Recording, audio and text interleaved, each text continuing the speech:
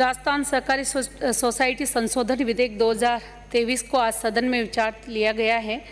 निश्चित तौर पर इस विधेयक को लाने के पीछे जो मंशा कहीं न कहीं आपकी रही होगी, मुझे लगता है ये मंशा हमारी इस ओर होना चाहिए कि किस तरह से आज गांव की जनता, गांव के किसान सहकारी समितियों के माध्यम से हम लोग लुटते हुए उनको देख रहे हैं।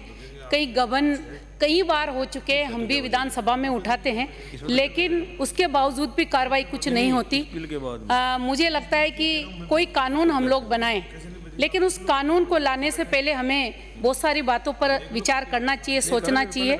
ये संशोधन विधेयक इसलिए हम लोग ला रहे हैं कि किसी भी सोसाइटी के खातों को, उसकी संपत्ति, उसकी नकदी आदि की अगर जांच करने की बात आती है तो उसे अपने कब्जे में लेने के लिए न्यायिक मजिस्ट्रेट को आवेदन जो करना होता था उसमें काफ़ी समय लगता था और विभाग को संस्था के खिलाफ कार्रवाई करने का अधिकार प्राप्त नहीं था। जो मंशा हमारी है वो मैं मान सकती हूँ कहीं ना कहीं किसानों से जुड़ी हुई हो सकती है, लेकिन फिर भी इसमें हमें ठोस कदम उठाने की ज़रूरत है। ये मेरा इस विधेयक के मार्फत कहना मैं चाहूँगी।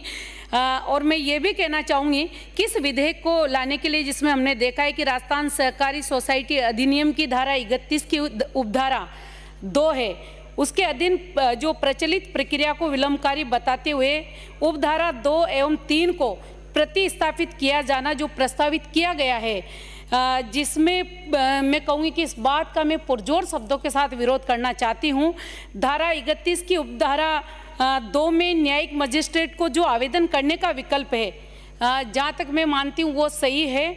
और यदि उस धारा 2 को प्रतिस्थापित किया जाता है जैसा कि हम मान रहे हैं, तो इसमें विभाग की मनमानी चालू हो जाएगी। इसके बाद ये मेरा मानना है विभाग द्वारा अधिनियम का दुरुपयोग करने की संभावना भी बनी हुई रहेगी और इसीलिए वर्तमान में इस अधिनियम में जो धारा 31 की उपधारा 2 में प्रतिस्थापित किए जाने की मैं मानती हूँ कोई आवश्यकता ही नहीं थी। हम इस विधेयक को क्यों लेकर आ रहे हैं, इस बात पर हमें पुनः विचार करना चाहिए।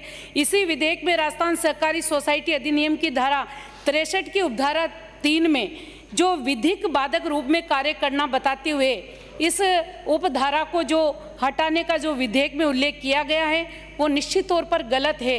ये उचित नहीं है, क्योंकि धारा 61 के अधीन किए गए सोसाइटी के परिसमापन का कोई आदेश तब तक प्रभावी नहीं हो जाएगा जब तक कि अपील में ऐसे आदेश की पुष्टि नहीं हो जाती और परिणाम स्वरूप हम लोग देखते हैं कि समापक जो अस्तित्वहीन हो जाता है, जो उचित है। और अतः अधिनियम जो 63 की धारा में जो उपधारा हमारी 3 है उसको विधि सम्मत होने से इसको हटाया जाना सही नहीं है।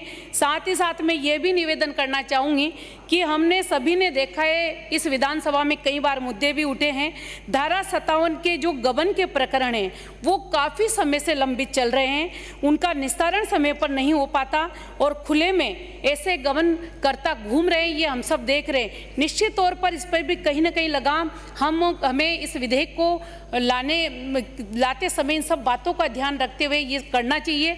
और साथ ही मैं ये कहना चाहूँगी कि मैंने पिछली बार भी विधानसभा में भी उठाया, लेकिन अभी तक कुछ हो नहीं पाया। मेरे खुद की विधानसभा में, जैसा कि हमारे अभी उप सचेतक महोदय बोल रहे थे, मेरी खुद की विधानसभा में केशवराय पाटन सहकारी शुगर मिल है।